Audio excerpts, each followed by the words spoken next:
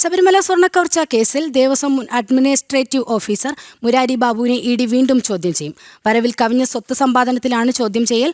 ഉണ്ണികൃഷ്ണൻ പോറ്റിയുടെ ചോദ്യം ചെയ്യലിന് ശേഷമായിരിക്കും മുരാരി ബാബുവിന് ഇഡി വീണ്ടും സമൻസ് നൽകുക.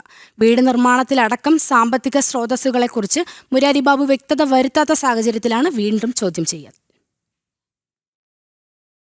സ്വത്ത് വിവരങ്ങൾ സംബന്ധിച്ച് ദേവസ്വം മുൻ അഡ്മിനിസ്ട്രേറ്റീവ് ഓഫീസർ മുരാരി ബാബു വ്യക്തത വരുത്തിയിരുന്നില്ല. തുടർന്ന് കൂടുതൽ രേഖകൾ ഹാജരാക്കാൻ ഇഡി ഉദ്യോഗസ്ഥർ നിർദ്ദേശിച്ചിരുന്നു. ആഡംബര വീട് നിർമ്മാണ ചെലവിന്റെ കണക്കുകളും ഹാജരാക്കാൻ ഇഡി നിർദ്ദേശം നൽകിയിരുന്നു. 2019-2025 കാലയളവിൽ മുരാരി ബാബുവിന്റെ സ്വത്തുവകകളിൽ വൻ വർധനവുണ്ടായിട്ടുണ്ട്.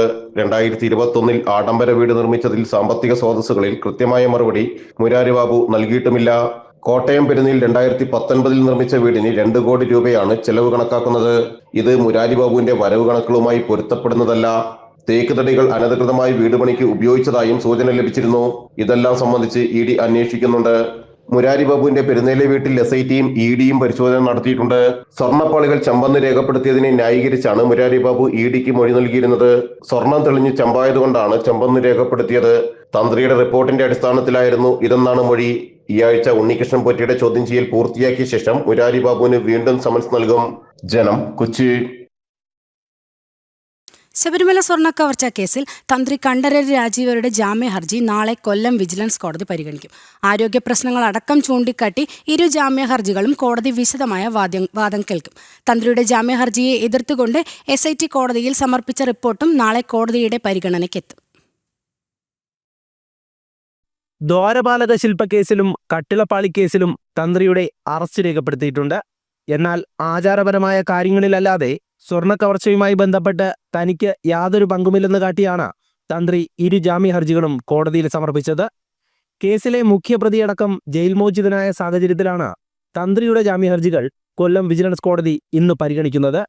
ഇരു ഹർജികളിലും വിശദമായ വാദം കേൾക്കും. അഡ്മിനിസ്ട്രേഷൻ കാര്യങ്ങളിൽ തന്ത്രിക്ക് ഇടപെടലില്ലെന്ന് കാട്ടി വ്യക്തമായ തെളിവുകളോടെയാണ് പ്രതിഭാഗം വാദം. ആരോഗ്യ പ്രശ്നങ്ങൾ ചൂണ്ടിക്കാട്ടി കഴിഞ്ഞ ആഴ്ചയിൽ തന്ത്രിയെ ഓൺലൈൻ മുഖേനയാണ് കോടതിയിൽ ഹാജരാക്കി റിമാൻഡ് നീട്ടിയത്. അതിനിടെ തന്ത്രിയുടെ ജാമ്യ ഹർജികളെ എതിർത്തുകൊണ്ട് SIT റിപ്പോർട്ട് സമർപ്പിച്ചിട്ടുണ്ട്.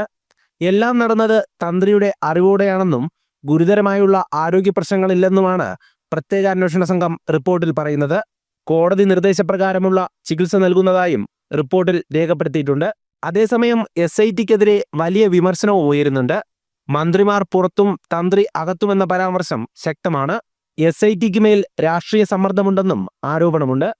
വിജിലൻസ് കോടതി തന്ത്രിയുടെ ജാമ്യഹർജി തള്ളിയാൽ മേൽക്കോടതിയെ സമീപിക്കാനാണ് പ്രതിഭാഗത്തിന്റെ നീക്കം. ജനം, കൊല്ലം.